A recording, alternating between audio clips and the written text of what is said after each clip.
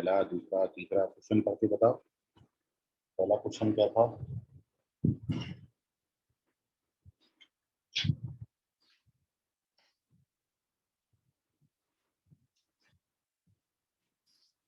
पहला क्वेश्चन पढ़ो कुणाल। हाँ सर, 1 मिनट।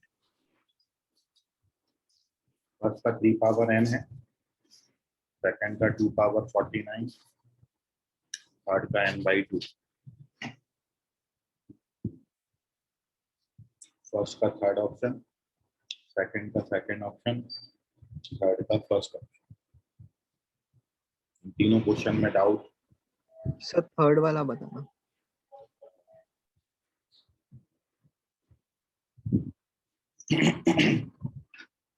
तो थर्ड क्वेश्चन आपको दिया है सिग्मा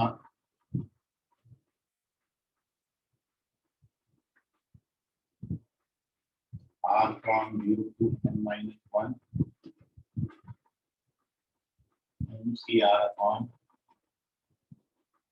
NCR और NCR plus 1।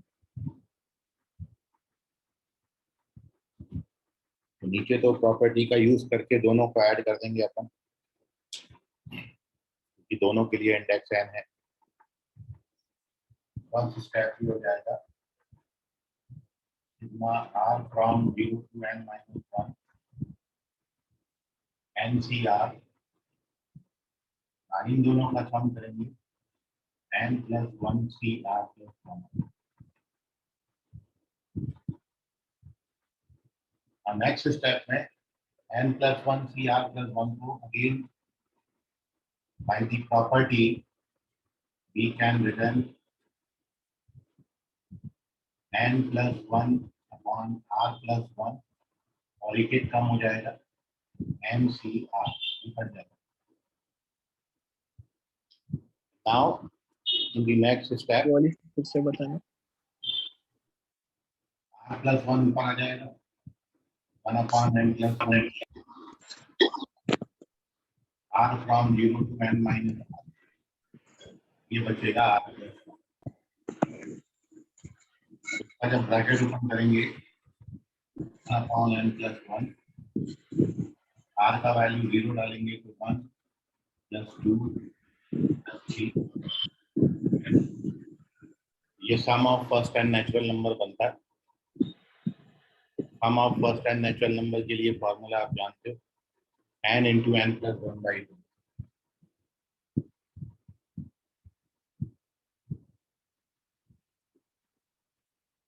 ये कैंसिल हो जाएगा। Finally we get our answer n/2। First option आता है। थर्ड क्वेश्चन का फर्स्ट ऑप्शन करेक्ट।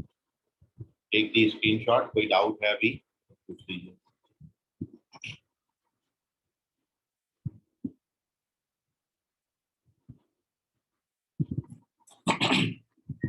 सर जो सेकंड स्टेप है उसमें प्रॉपर्टी लगाई है ना, NCR वाली, हाँ फिर NR, फिर n-1 वाली वो लगाई है ना। प्रॉपर्टी से लिखा। सर उसके नीचे वाली स्टेप बताना ना और एक बार।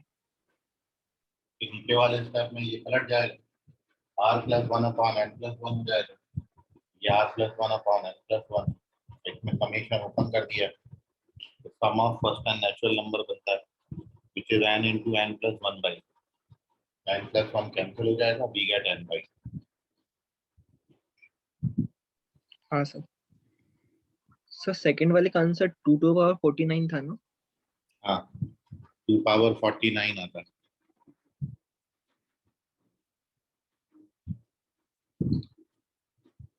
स्क्रीनशॉट ले लीजिए और अब अपन इसमें पढ़ेंगे binomial theorem for any index.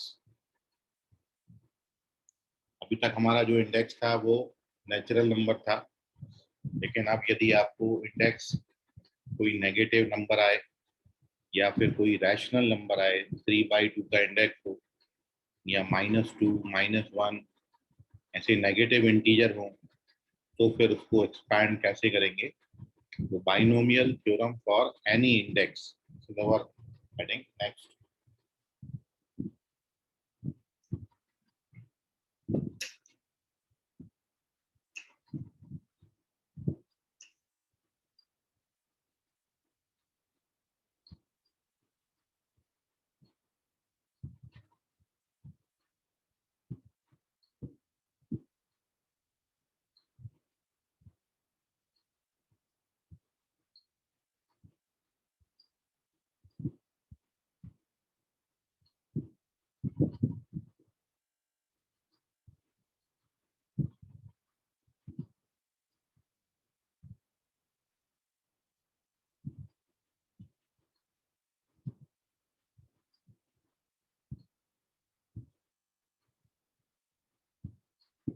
Binomial theorem for any index.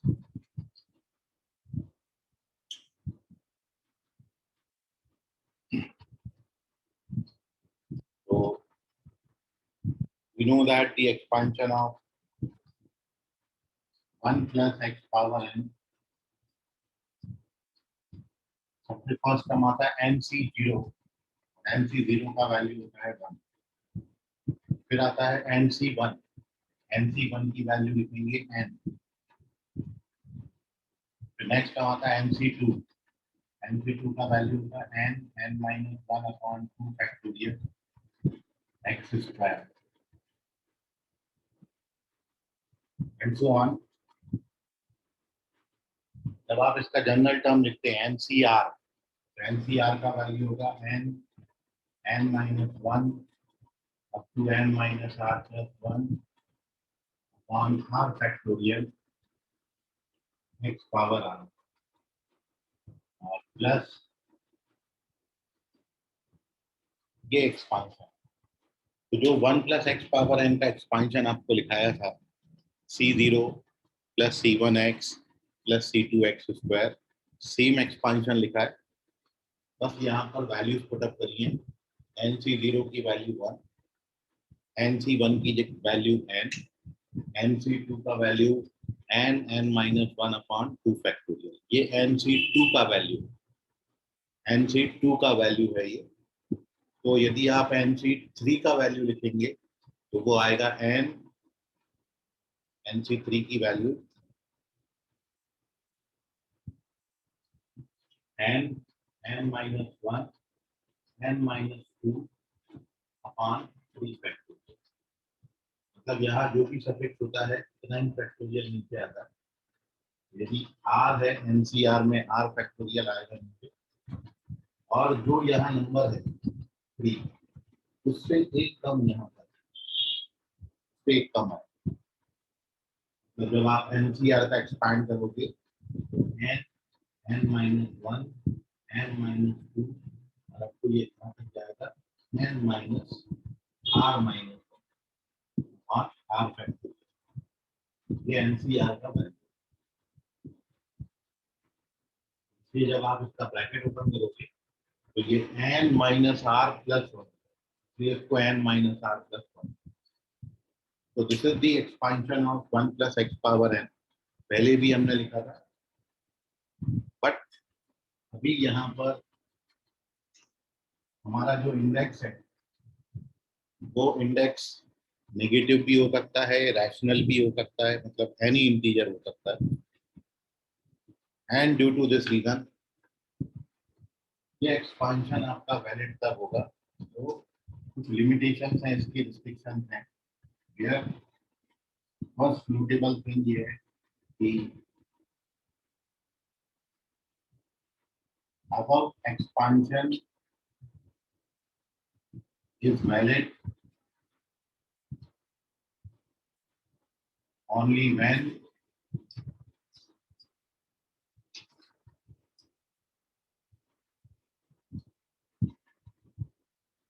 first term is 1। First term 1 होना चाहिए।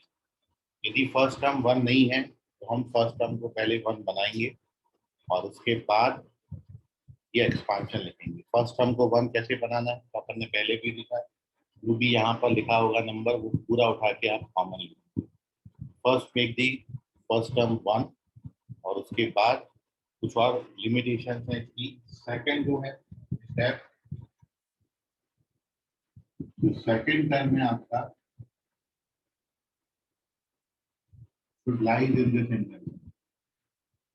सेकंड टर्म -1 और +1 के बीच में होना चाहिए। उसके पीछे का रीजन ये है कि ये जो सीरीज अब आपने लिखी है उसको मैंने डैश डैश करके छोड़ दिया।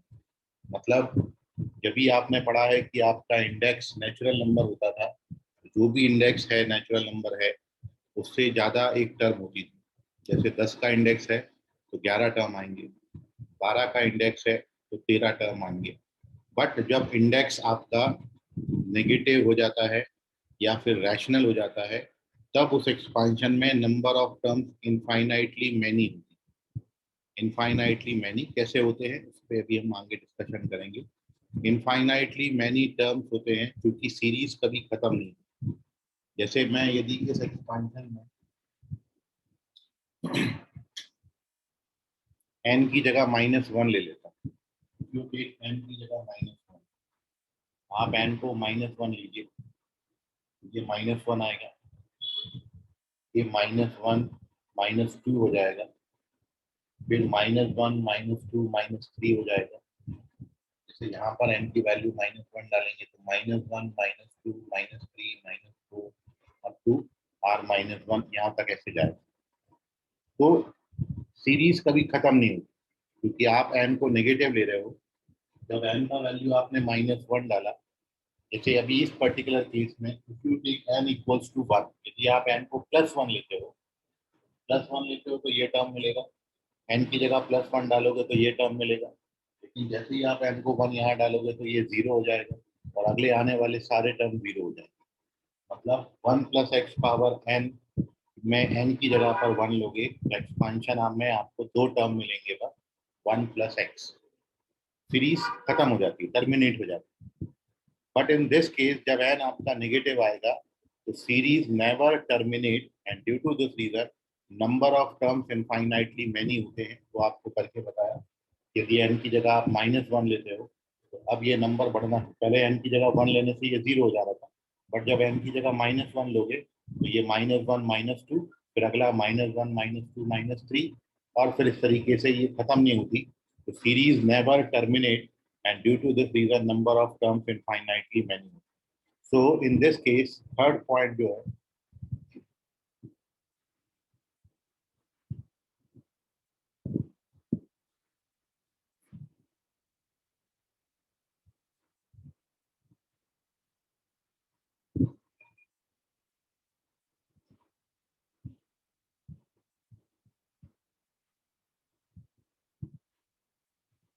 number of terms is infinitely many. Infinite terms आपको मिलेंगे इस एक्सपेंशन में यदि आपका n इंडेक्स नेगेटिव हो गया। लास्ट बात जो है, since NCR is valid only for natural numbers,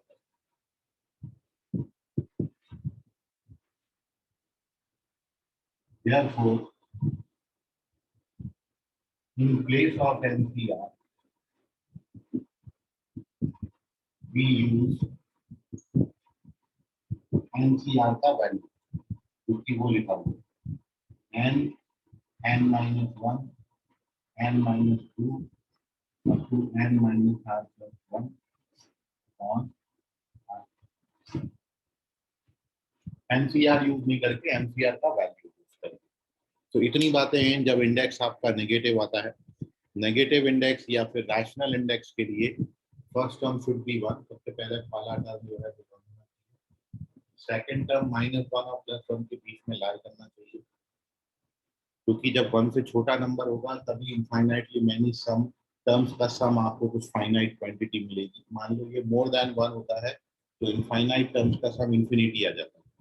तो इसलिए ये बिल्कुल वैसे ही जैसा जीपी में आपने पढ़ा था, जीपी में इनफाइनाइट टर्म्स या इनफाइनाइट सीरीज के सम का फॉर्मूला a/1 - r होता है और वो वैलिड तब होता है जब r -1 और +1 के बीच में लाए करे। सेम रीजन यहाँ पर है। Second term should be lie between -1 to +1। Number of terms infinitely many होते हैं सिंस सीरीज नेवर टर्मिनेट कभी खत्म नहीं होती सीरीज, इसलिए number of terms infinitely many. और ये सिंबल हम यूज नहीं कर सकते क्योंकि this defined only for natural number, इसलिए in place of NCR we use its value, इसका हम वैल्यू यूज करते हैं। तो दिस इज द एक्सपेंशन। जब आपका एन नेचुरल नंबर होने के बजाय रैशनल हो या फिर नेगेटिव हो। टेक दी स्क्रीनशॉट, कोई डाउट है तो पूछो।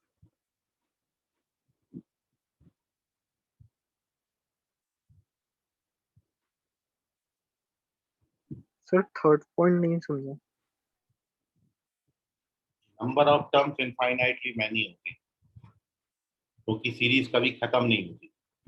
जैसे आप यहाँ पर x की जगह पर -1 डालोगे, सर n की जगह पर -1 लोगे,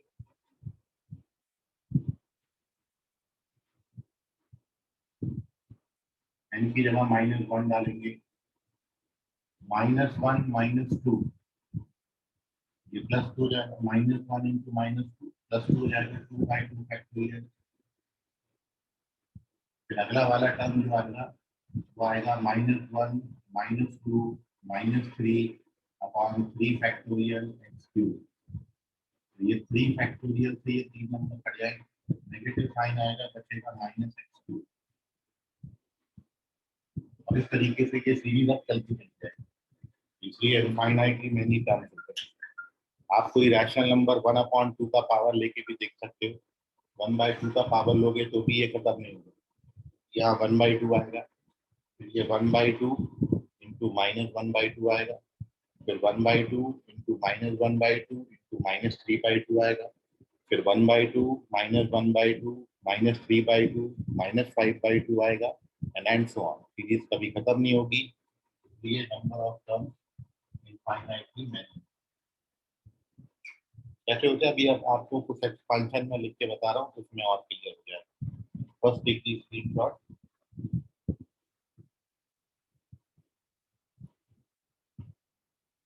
नाउ इसकी हेल्प से here we write some important expansion, क्योंकि हम इसी की हेल्प से बनाएंगे। Here we write some more important expansion.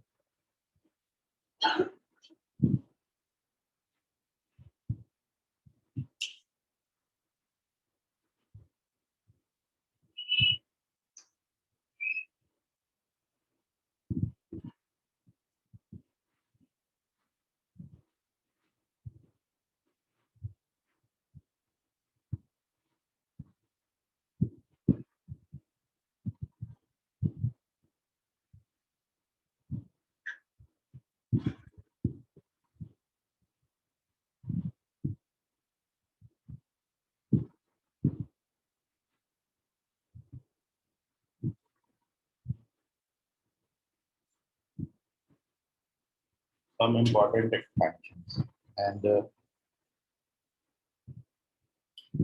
तो सबसे पहले आपने क्या करना है, n की जगह पर मैं -1 लिख के वो एक्सपांशन बनता है वो लिख के आपको बता रहा हूँ। जब आप n को -1 लिखेंगे, 1 + x पावर -1, ये बनेगा 1 -x, फिर आएगा +x², फिर आएगा -x³ and so on, finitely many जाएंगे। अब इसी बात में मैं यदि x की जगह पर -x, हमारा सेकंड एक्सपांशन बन जाता है। जब आप x को -x से रिप्लेस करोगे, x की जगह -x लिखेंगे,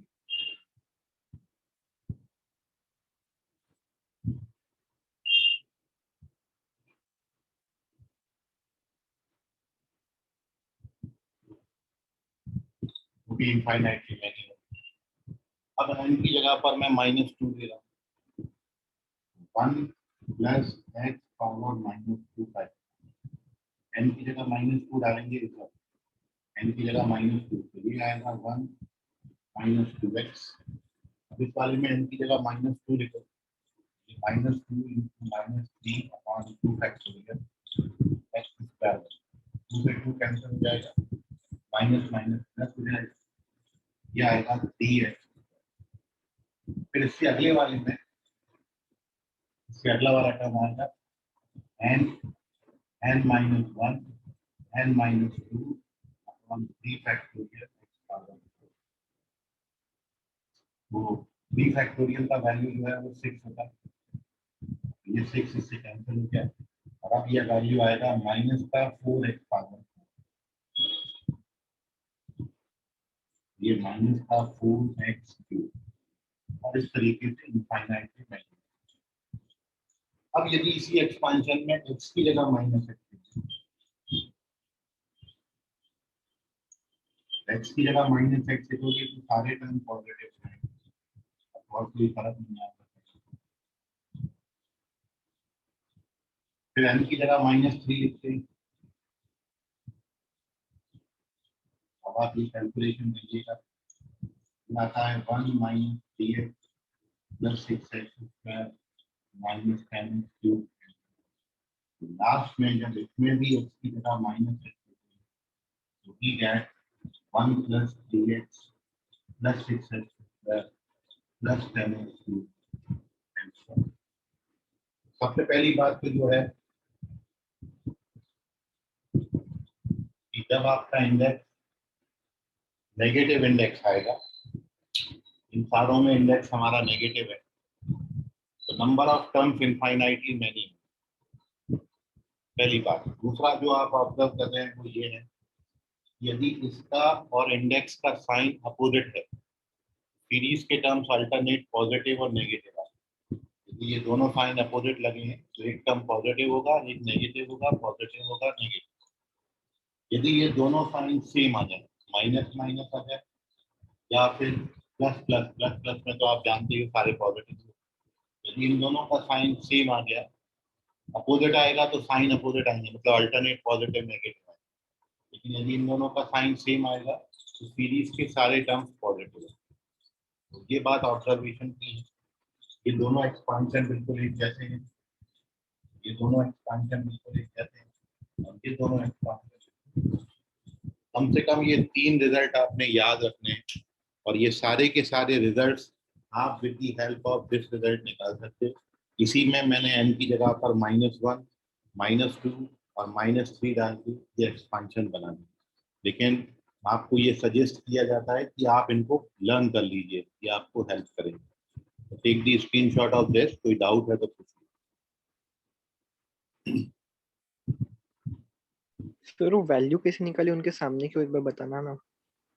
नंबर का वैल्यू डाल दो, बताओ जो भी नंबर है वो नंबर डाल दो यहाँ पर तो वैल्यू आ जाएगा। नंबर डाल के आप कैलकुलेशन करो, मैंने सामने कैलकुलेट करके दिखाया। आप किसी भी नंबर में वैल्यू डालते थे, -1 डालोगे n की जगह -1, ये n की जगह -1 डालेंगे तो ये आएगा -x। यहाँ n की जगह -1 डालोगे तो -1, n को -1 लिख रहे हैं तो -1 -1 -2 हो जाएगा, तो ये आएगा -1 -2/2 फैक्टोरियल। समझ गया कुणाल? हाँ सर समझ गया। Take the screenshot.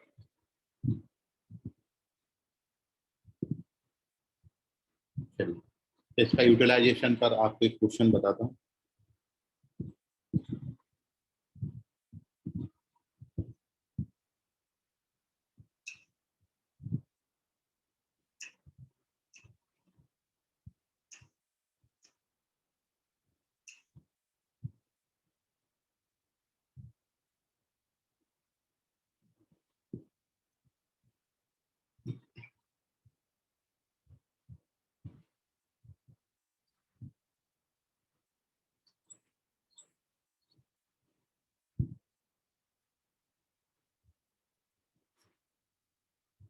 यह question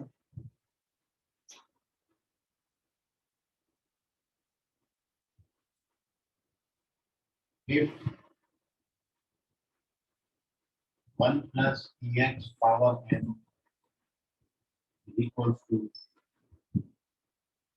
1 + x plus 24x square and so on, then find a and तो आपको a का और n का वैल्यू निकालना है। देखिए ये वैसे नेचुरल इंडेक्स पर बेस्ड क्वेश्चन था, लेकिन जब डैश डैश करके छोड़ दें तो आप ये मान के चलिए कि इनफाइनाइट टर्म्स है, और इनफाइनाइट टर्म्स है तो फिर जो अपन ने एक्सपांशन अभी पढ़ा है 1 + x⁻n का, अपन उससे इसको कंपेयर करेंगे। तो जब भी आप इसको ओपन करते हैं सोल्यूशन में 1 + ax⁻n का एक्सपांशन लिखेंगे। फर्स्ट टर्म तो 1 आएगी, सेकंड टर्म क्या आता है n × x आता है। अब x की जगह पर बस dx लिखना है और कुछ नहीं, x की जगह पर dx, ये आ जाएगा n × x। फिर अगला टर्म बनता है n(n−1/2 फैक्टोरियल x², x² यहाँ पर हो जाएगा e²x। तो ये हमारे मुताबिक 1 + ax⁻n का एक्सपांशन होना चाहिए, बट वी गिवन दैट इसकी वैल्यू इतनी, मतलब ये दोनों इक्वल होंगे। तो इक्वेशन फर्स्ट और सेकंड को हम कंपेयर कर देते हैं।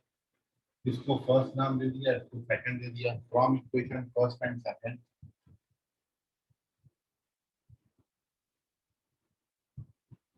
x का कोएफिशिएंट 8 है, यहाँ पर x का कोएफिशिएंट n ही है, n = 8 आया। और दूसरा इक्वेशन से n × n−1/2 फैक्टोरियल, 2 फैक्टोरियल का वैल्यू 2 होता है, इट इज इक्वल टू 24। इसको अपन फर्दर सॉल्व कर देते हैं।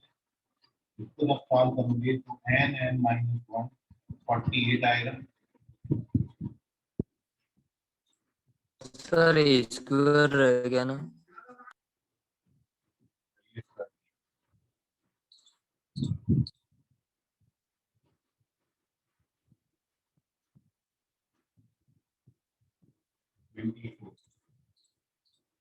चलिए तो फिर यहाँ से a का वैल्यू निकालेंगे 8/n, यहाँ डाल देंगे a का वैल्यू 8/n डालोगे 64/n², एक n कैंसिल हो जाएगा, ये 32 कैंसिल हो जाएगा, ठीक है। तो लेफ्ट हैंड साइड में दी जाए 4n-4, राइट हैंड साइड में दी जाए 3n, दिस इंप्लाइज n का वैल्यू जो है वो 4 आता है। और ये n का वैल्यू आप जो है यहाँ पर पुट अप करेंगे, n की जगह पर 4 डालेंगे, 4a = 2, दिस इंप्लाइज a का वैल्यू 2 और n का वैल्यू 4 आता है। इस तरीके से दो अननोन थे, हमको दो रिलेशन चाहिए थे, दो अननोन में ये दो रिलेशन बन गए, इनको सॉल्व करके we get our n and e। तो a का वैल्यू 2 और n का वैल्यू 4 आता है। देखिए स्क्रीनशॉट, एक और क्वेश्चन आपको बहुत बता रहे हैं, ध्यान से समझिएगा, इंपॉर्टेंट है।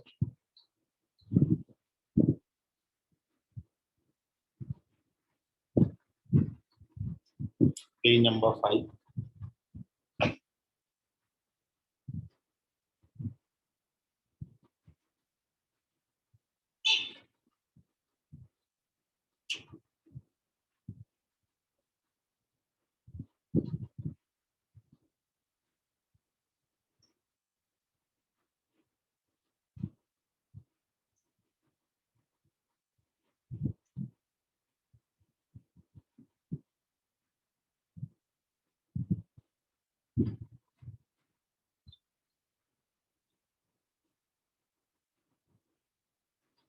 क्वेश्चन है find coefficient of x⁻r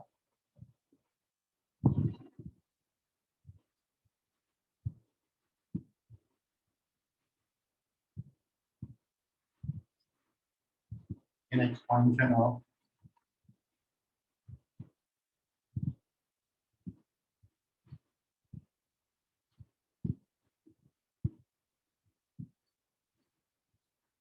(1 - 2x⁻⁻). देखिए अब आपका जो इंडेक्स है वो रैशनल भी हो गया और नेगेटिव भी। इसका एक्सपांशन में हमको x⁻r का कोएफिशिएंट बताना है। We have to find coefficient of x⁻r in this expansion. Solution देखिए,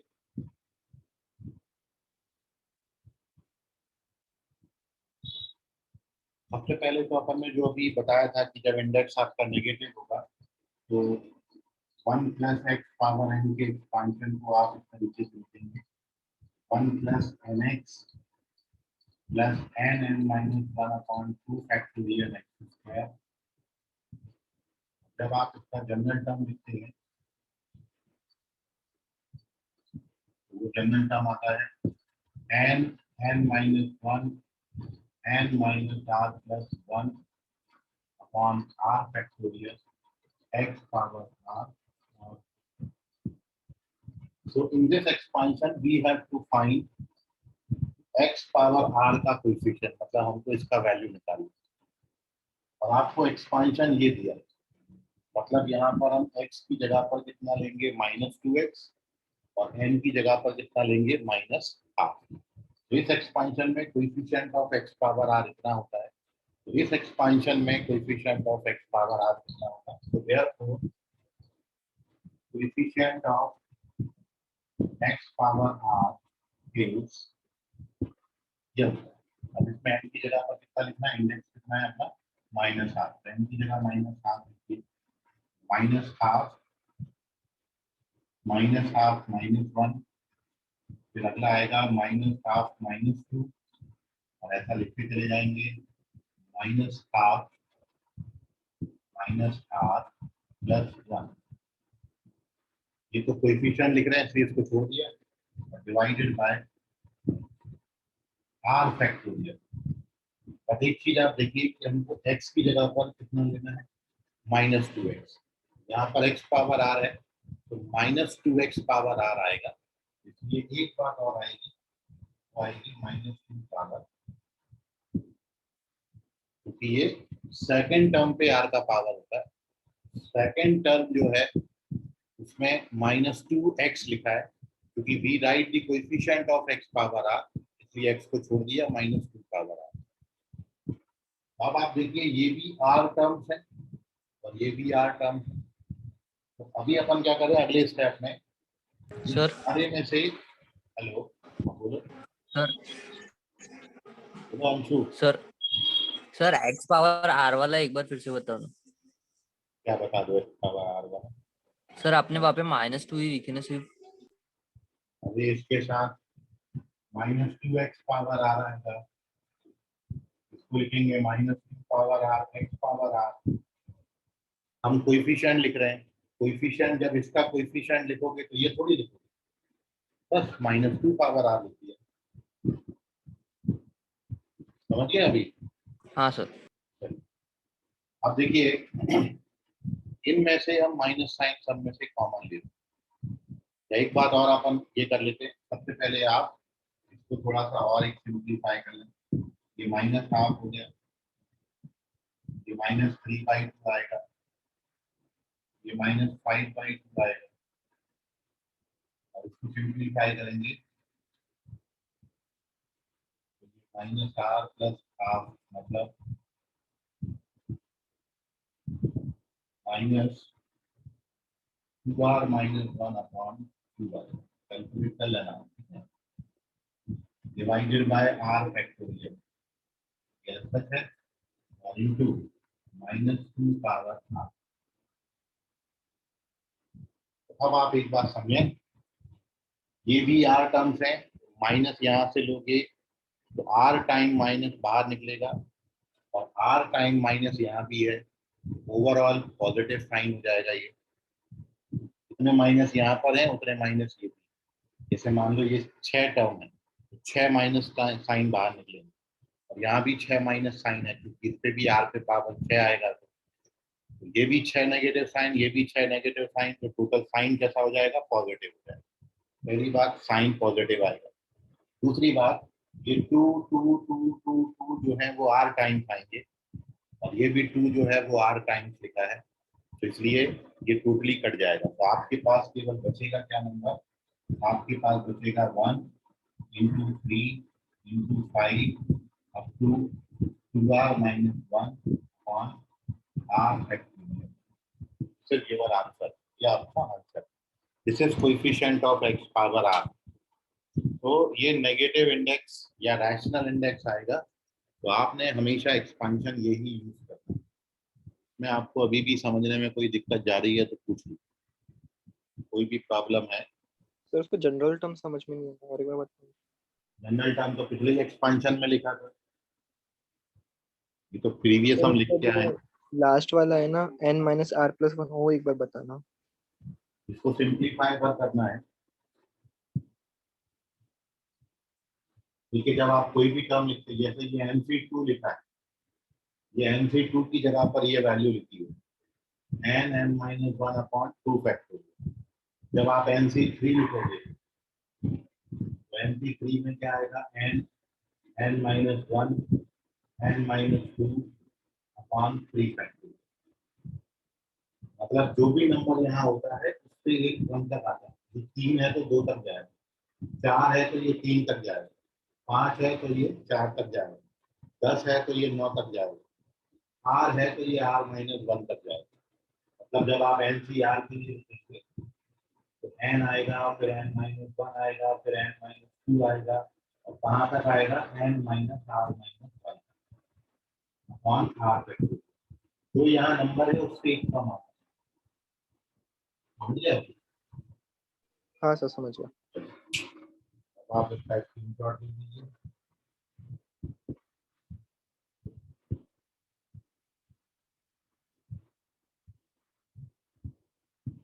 अगली क्लास में अपन एक और बहुत इंपॉर्टेंट बात डिस्कस करेंगे, विच इज मल्टीनोमियल थ्योरम। ठीक है, क्योंकि वो बड़ा है कंसेप्ट, आज शुरू करके खत्म अपन नहीं कर पाएंगे, इसलिए कल शुरू करेंगे अपन इसको। ऑलमोस्ट एंडिंग पर हैं अपन इस चैप्टर की। चैप्टर अगले 1-2 लेक्चर में अपन खत्म करेंगे। तो टेक दी स्क्रीनशॉट, बाकी करेंगे अगली क्लास में। सो हाँ, सर ये वाले क्वेश्चन का आंसर बात है कीजिएगा 1.35 वाला, हाँ, और इंटू 3 × 5 वही आंसर रहेगा। Okay sir. ओके। इसको और भी आगे लिख सकते हैं, कहीं कहीं बुक्स में आप देखोगे तो इसको 2r factorial upon r factorial r factorial 2 power r ऐसा भी लिखा जाता है।